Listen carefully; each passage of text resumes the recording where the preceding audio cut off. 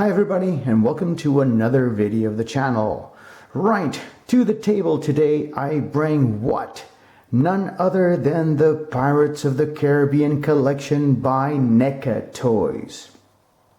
Right, being by no means a completist when it comes to this collection, I just got this set of figures here and there, so I have no intention of amassing a large quantity of these figures. I just wanted to get an example of each one of the most important characters in the franchise.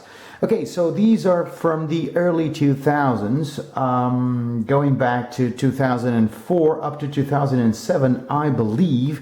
And you will notice that there isn't a tremendous amount of articulation to them. What there is a quite decent sculpt and attention to detail. Right, so let us start, for example, with this guy right here. So who have we got here? We've got a character named Rigetti. Okay, Rigetti. Okay, so you will see that his face depicts the notion that yes, the actor, the character had an eye that was made of glass. So yeah, okay, you can see on his face that his eyes don't exactly match to one another. Okay, so in terms of articulation, as I said before, his legs are in a solid position so that they have no sort of articulation whatsoever. He's sporting his red beret on his belt. Okay, he's got a flintlock pistol on one of his hands, and on the other he's got a sword. So I hope I don't fumble this, but this sword, according to its shape, appears to be a sort of saber. So once again, I'm not sure if I'm saying anything wrong or not. So, but his arms do move. They have a limited range of movement. Okay. I'm going to be careful not to move them a lot, otherwise they're going to pop off. And his head moves too, a little bit. Okay. And his clothes are done with softer goods. So it's possible to, see what is wearing underneath his jacket. Okay, curiously enough, these figures all came with these stands, which were interconnected. Let's see if, okay, so this one is from 2007. So I'm willing to say that this line of figures is probably from the third installment of the Pirates of the Caribbean franchise, which is at World's End. But I'm once again not sure about this. Okay, so you got here, if you got all the other figures in the series, you would be able to complete a bit of a deck, of a ship's deck. Okay, so where you would put all the figures. Right, so Rigetti is the first one, and if Rigetti is the first one, the second one has got to be Pentel. Yeah, Pentel. Now look at this mug. Yeah, a face only a mother would love. Okay, so he comes with a different type of sword, and he comes with a club also. This comes off. It's detachable. It's a club. Okay. One thing that I enjoy about this series of figures is that the brand did not simply copy the accessories from one figure to the other. Each one of these figures has got his individual signature weapon. Okay, which is pretty cool by my standards. So once again, the arms move just a little bit. Okay. Front and back and sideways. I haven't moved them in quite a long time, so I don't really want to have a surprise when I do actually move these. You can see that his jacket is torn. So what is interesting was that both Pentel and Rigetti started off as being redcoats. Yes, and then they turned later on to piracy and all those swashbuckling adventures. Right, so on this case, so we've got another figure from 2007. On this case, these bases interconnected into an island. I'm afraid they came with 2 palm trees that I've used on a Predator diorama. Yeah. Okay, so Pentel right here. Okay. Moving on to the next one, Elizabeth Swann. I believe this character is from series 2. Okay, so yeah, beautiful sculpting. This is probably, so this brand has evolved so much in terms of articulation, but I've always found it very, very competitive, very interesting in terms of sculpting. Particularly these ones, these earlier figures that had a limited range of movement. Yeah, this also happened with McFarlane too. Yeah, on Elizabeth Swann's case, her tricorn hat comes off. Yeah, you can't really see any likeness to the actress, but we do see the character here. Elizabeth Swann. Now, on this case, what happens is that look at the position on which she stands on her piece of scenery. Fortunately, there are a couple of screws that hold her in place. Otherwise, she would always be falling down. Yeah, and some of these, okay, another mention. Some of these plants are from softer plastic too. Okay, Elizabeth Swann. Okay, right, the next figure on this list is none other than Will Turner. Yeah, exactly right.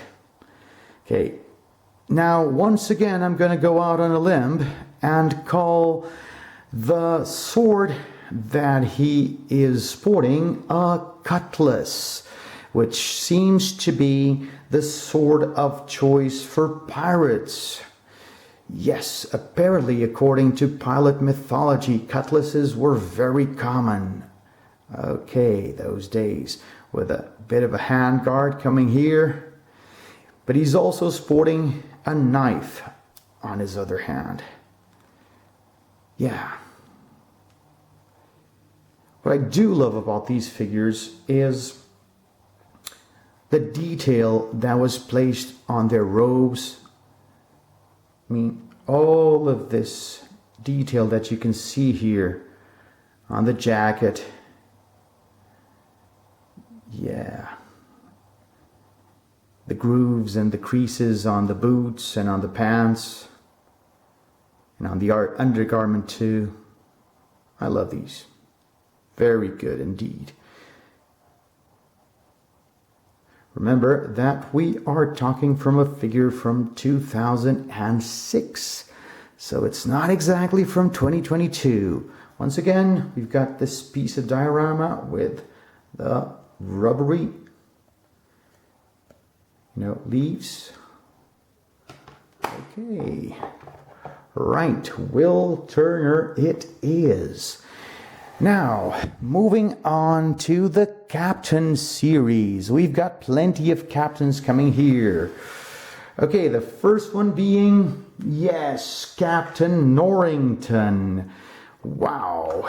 Okay, so let's take him out of his stance because he's got a couple of pegs that holds on his feet that attached to, sorry, not a couple, just one peg. Okay, so let's take off his tricorn hat. Right, bluish, with a bit of a golden tint to it. And I just love the way that these figures display quite nicely. Let me just remove the sword from its sheath. Right, so once again, a different sculpting for this sword. Yeah, well, I'm not sure about this once again, but I'm probably going to call this one a rapier. bit of a handguard going on there too. And I just love the, tint they've made to it. It's not a solid black. It's got some metallic highlights to it. All right, let's put it in place. Okay, and in the case of Captain Norrington, he comes with a double barrel flintlock gun, once again exclusive to this figure. So you don't see them repeating the accessories over and over again. I just love these. And apparently he has seen some adventure because his face is all battered up. Okay, right. Limited range of movement once again. But he looks just fine just pointing that gun at you-know-who. Okay, Captain Norrington. Okay, before we move along to the next captains. Yes, we've got a generic, cursed pirate figure. And it's a good thing he's already dead. Otherwise, his back would kill him. Look at the way he stands. He doesn't exactly stand, he slouches. Yeah, okay, right. So it's very poor in terms of displaying it because, he just, completely bends out of shape. But he is one of the figures with the best range of movement because all of these bones can move to different positions. Yeah.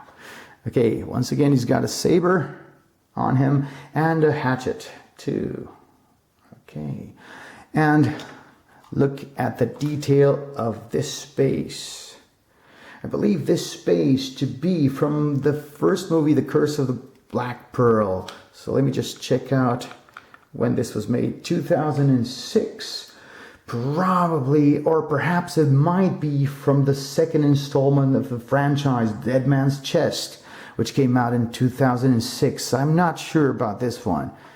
So once again, it interconnected with other bases to form a diorama.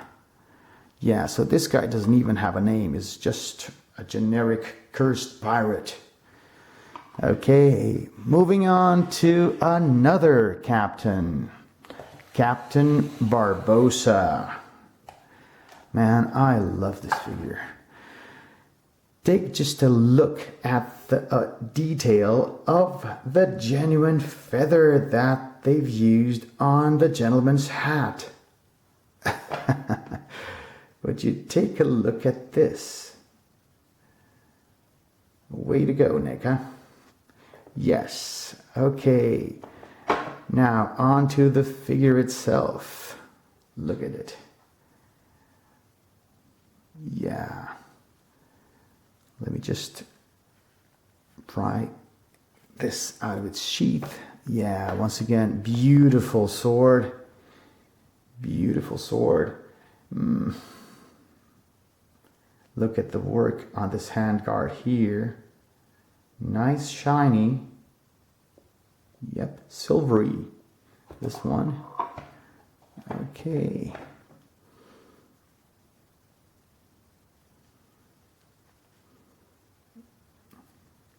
Once again, loads of detail in terms of coloring on his vest.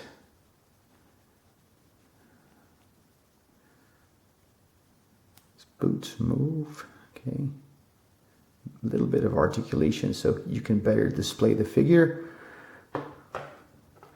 It does come with a particular type of flintlock gun, once again, and a tiny knife.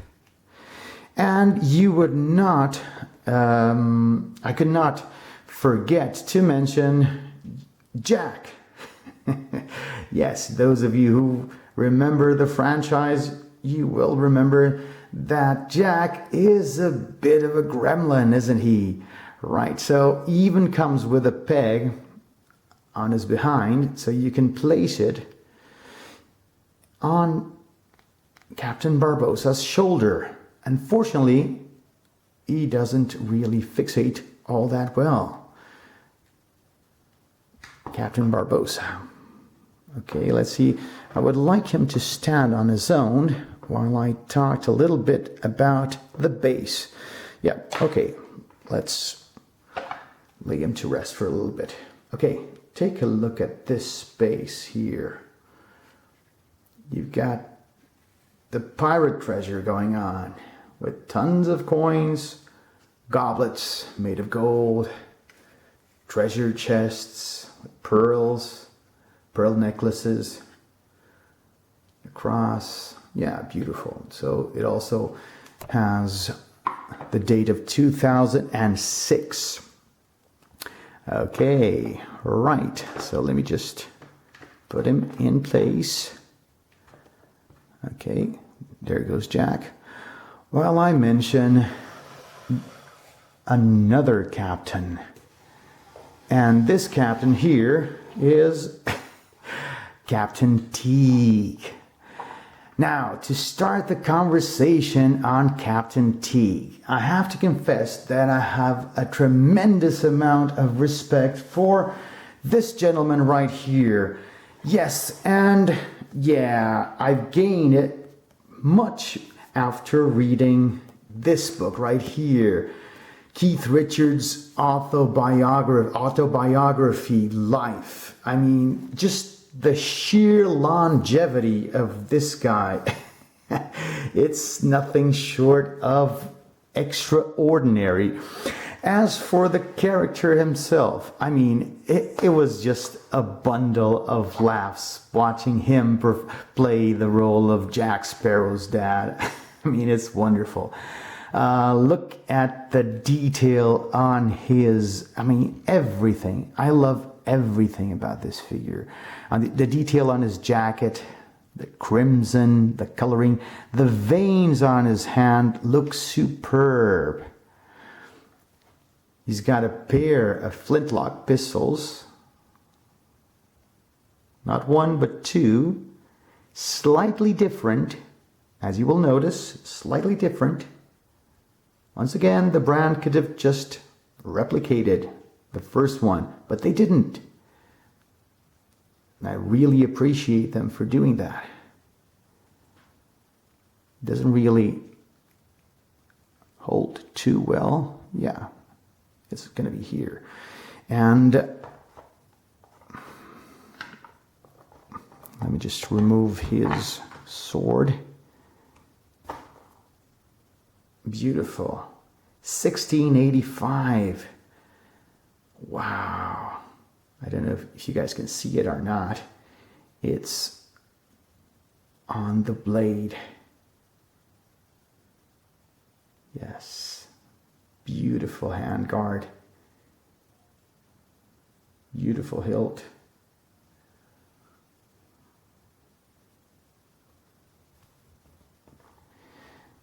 On Captain Teague's case, his hat also comes off. Unfortunately, the brand did not continue with Barbosa's real feather. And you've got the gentleman here, Captain Teague, complete with a shrunken head as an accessory dangling on his belt. Right, he also comes with a base, a bit of ship's rope, and another bit of ship's deck. This one has the date of 2007. Right, you guys, to show you the next figure that I have on the collection, I'm going to have to pause the video just for a second because I need to change the way the camera is placed. I will see you in just one second. Now, here we are once again. So, all good things to those who wait and those who have managed to get to this part of the video. get to watch none other than Captain Jack Sparrow. Right, so in all honesty, this thing is so big that the only way I could shoot this figure was by holding the camera in my hand. This is an 18-inch figure, not the 7 or 8-inch figure like the others in the collection. This one is the 18-inch version of Jack Sparrow. Right, so I don't know about you guys, but I cannot possibly see Pirates of the Caribbean without Captain Jack Sparrow. Now, on the offbeat chance that someone at Disney is listening to me, yes, that's exactly what I think. So if you guys are planning on shooting a 6th installment, yeah, you better make sure that you get Johnny back. Right. Okay, you guys, so what do we have here? This beautiful, intricate sculpting on plus size. Okay, here we go. So take a look at some of the details. The chicken leg. Yeah, the compass that doesn't really work. Or does it? Yep. It might. You know, if you've seen the movies, it really does. Take a look at the detail of the jewelry and the hands, the nails. Blackish nails. Yes, they weren't much for hygiene back then. So his tricorn also comes off, but these things are huge, man. Just compare it on my hand.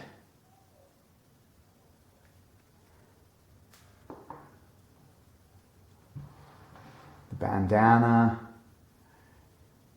Once again, we've got limited range of movement. Okay, so the arms do move a little bit, and the head moves a little bit too, but not too much. What it does come is, it comes with a feature, a sound feature. So I haven't really used this for quite some time now. Let's see if the batteries are still alive. Yep. Here we go.